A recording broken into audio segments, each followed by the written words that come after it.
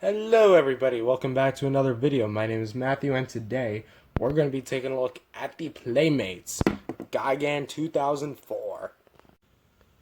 Taking a look at the figure here, I gotta say, this is probably my favorite Playmates figure in terms of sculpt and paint to date. It's just, Gigan is such a dark colored character, like with lots of navy blues and blacks. But this figure is just so shiny and really colorful in some places.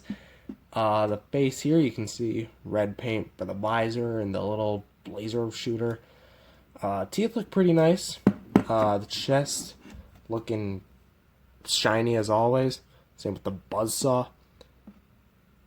Something I find weird is that the hooks are kind of more of a matte finish, where the body's kind of more glossy. So that's just something I want to point out. Legs are pretty shiny too. Back of them look pretty good. Hollowed out feet, as all Playmates figures are. And the tail is not too long, but you got a nice little, looks like one of those things like the claw machines. Like, you know what I'm talking about. But here, they're not painted at all, they're just red. But yeah, that's kind of about all I have to say for that. For articulation, I struggled to find out what the head was on, but I eventually narrowed it down to being a ball joint, because you can get some slight side-to-side movement, and the only reason why it's there is because if you look closely, there's like little indents of where a rotation would naturally be. And you can also kind of move a little up and down, a little side-to-side, little tilt. Kind of get a little ball joint-esque movement, which is really hindered. The arm can move back about that far, forward about that far. This one can move comfortably back here, even though if you go a little more back, it goes a little more back. I can move forward about that one, or far, I don't know what I said. The leg here can kick back all the way about here, to back all the way here. So almost a full 360, just the tail gets in the way. Ow, that stabbed me. And the leg can kick about that far back and that far back as well. The tail here, even though there's a seam, there's no rotation here, but there's a rotation midway towards the tail.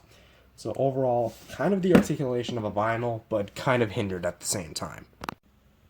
For a size comparison, here he is with the Playmates Godzilla 2004 12-inch version, or 11-inch, whatever you want to say. And they are definitely not in scale, but they came out with a smaller version, which I will get when I have the chance. And overall, I don't have a Final Wars Godzilla to go with this one yet, so that should be exciting. And for another size comparison, here he is with the only other 6-inch Playmate figures from the classic series I have, Kong Skull Island and Destroya, which it baffles me that Kong and Gigan are so much better painted and sculpted than Destroya. Like, where did it go? Also, I saw Space Godzilla at my local Walmart, but I chose to get Gigan over Space Godzilla because Gigan's more rare. But Shin Godzilla and Space Godzilla, I'm coming for you.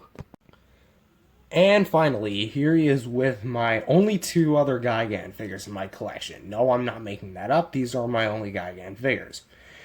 That being said, here we have the Gashapon bootleg figure of Gigan 1972 or 73, and the Godzilla Panic and Destruction bootleg 4-set Gigan figure, which you can see why I needed the upgrade.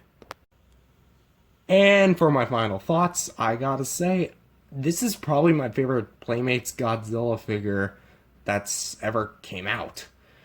Like, I still prefer the Kong Skull Island figure over this one, but this is really up there. If the articulation was a little more unlimited, I guess, like if it wasn't that limited, then he'd probably be at least tied with Kong, because Kong is a pretty cool figure. But yeah, that kind of brings me to the end of the review. If you guys like this review, definitely subscribe. Hit the subscribe button, like the video, and I'll see you guys next time.